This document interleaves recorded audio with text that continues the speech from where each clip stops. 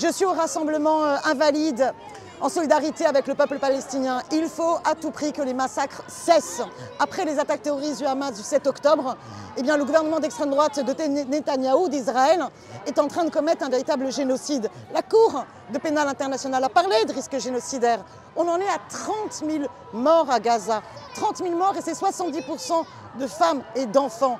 Il faut que ça cesse et donc le rôle de la France, ça doit être d'exiger un cessez-le-feu immédiat et permanent.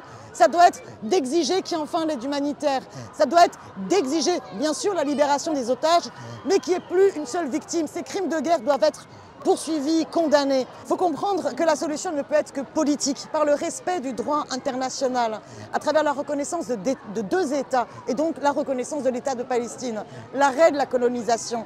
C'est extrêmement important de le comprendre. Alors chacune et chacun d'entre nous, on voit bien la situation. On ne peut pas faire croire qu'on n'a pas vu, qu'on ne comprend pas ce qui se passe. Donc on a tous une responsabilité immense de participer aux mobilisations, aux rassemblements, pour exiger un cessez-le-feu immédiat et permanent.